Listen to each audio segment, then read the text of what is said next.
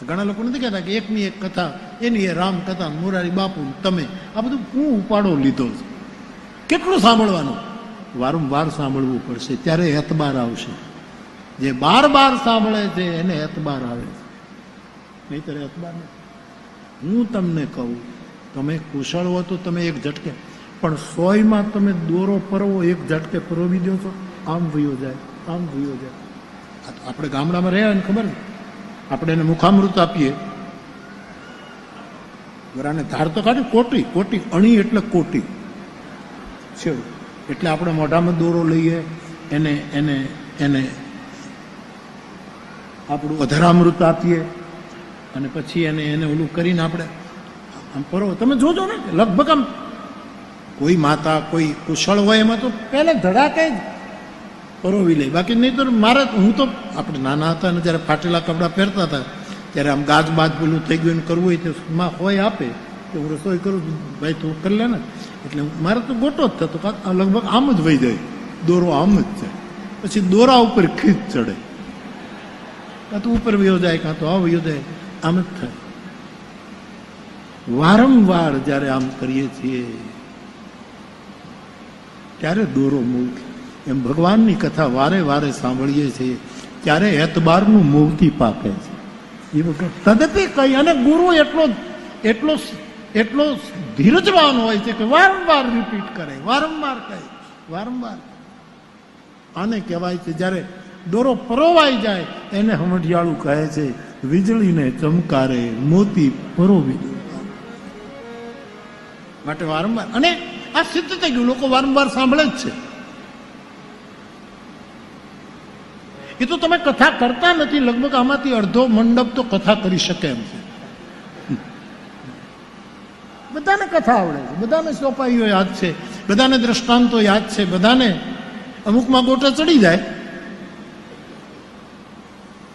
પણ છતાંય લોકો સાંભળે જ છે. એનું કારણ વારંવાર સાંભળવું પડશે, વારંવાર. ભોજન વારંવાર લેવું પડે છે, એમ રામકથાનું ભજન પણ વારંવાર કરવું પડે. તું તલગાજણામાં બેઠો ને ત્યારે મોટી માળા પછી બહુ ન ફેરવું, આમ ત્યાં એક બેરખો રાખું છું હમણાં, એક નાનો એવો બેરખો હિંચકા પર આમ ફેરવ્યો કરો. એક ભાઈ મને પૂછ્યું, બાપુ તમે અમારી સાથે વાતો કરો છો ને બેરખો ફેરવો, આ કેમ થાય? ભજન કરતા કરતા વાત. મેં કીધું ભોજન કરતા કરતા તું તારા બાળકો સાથે વાત કરે છે? કરે છે?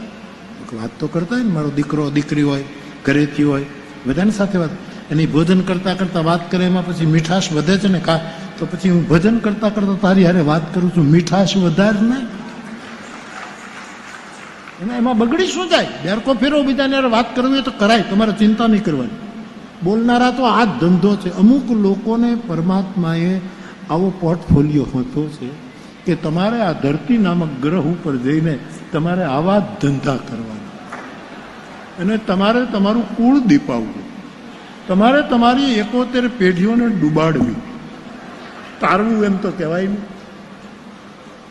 ઘણા લોકો કહે તમે બેરખો ફેરવો પાછી વાત, પણ ભોજન કરતા જો વાત, આદમી સરખા સહેલીઓ સખાઓ ભેગા થઈ મધુર મધુર વાતો કરતા કરતા ભોજન કરે તો એમાં અમૃત વરસે.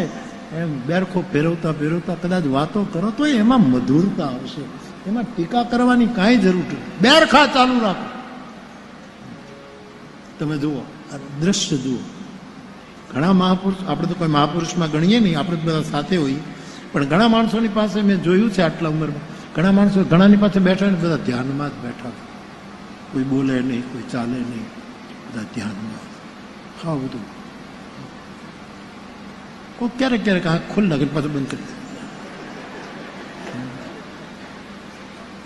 ઘણા મહાપુરુષોની પાસે ઘણા લોકો બેઠા હોય તો ખાલી પાઠ જ કરતા, કોઈ ગીતાનો પાઠ કરે, કોઈ રામાયણનો પાઠ કરે, કોઈ ગીતાનો પાઠ કરે, બધા સ્વાધ્યાય જ કરતા.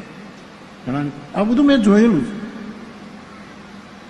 ઘણા માણસો હોય તો બેઠા બેઠા પોતાની રીતે આંખો બંધ કરીને બેઠા હોય. ઘણાને મેં એવાય જોયા છે કે બેઠા બેઠા ખોટા ખોટા દાંત કાઢતા હોય.